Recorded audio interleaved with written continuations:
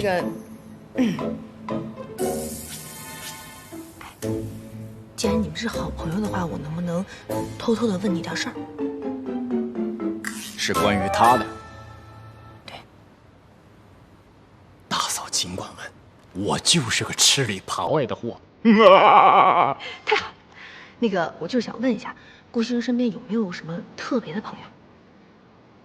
特别的朋友？怎么个特别法？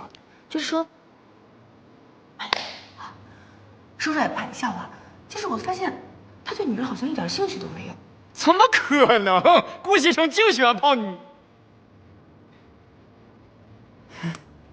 嫂子，我的意思是说，西城嘛，他和那些女子只是玩一玩而已，从来不会动真情，真的。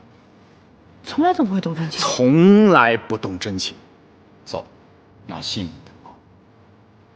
我认識他這麼多年，從來沒有見過他和任何一個女人過過夜。完蛋了！完蛋了！完蛋了！完蛋了！我跟他結婚這麼長時間了，他對我一點興趣都沒有，每天只喜歡和你們在一起玩，然後我……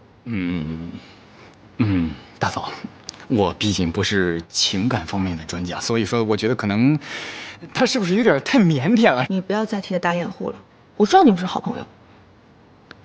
實話跟你說吧，昨天晚上他做夢，說夢話我全都聽到了。他夢裡一直在說什麼碩什麼什麼碩，所以我今天就是特別想問一下，你們周圍到底有沒有一個人叫什麼什麼碩的？碩啊，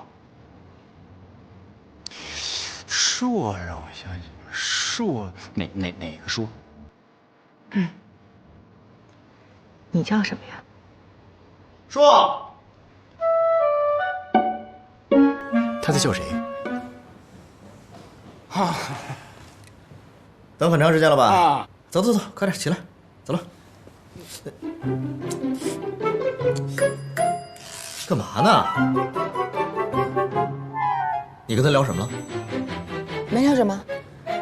啊，這位就是你最好的朋友吧？那當然了，我最喜歡碩了，是吧？走，快點。走。我們是不是走得有點太近了？咱們從小到大都走這麼近。跟我鬥。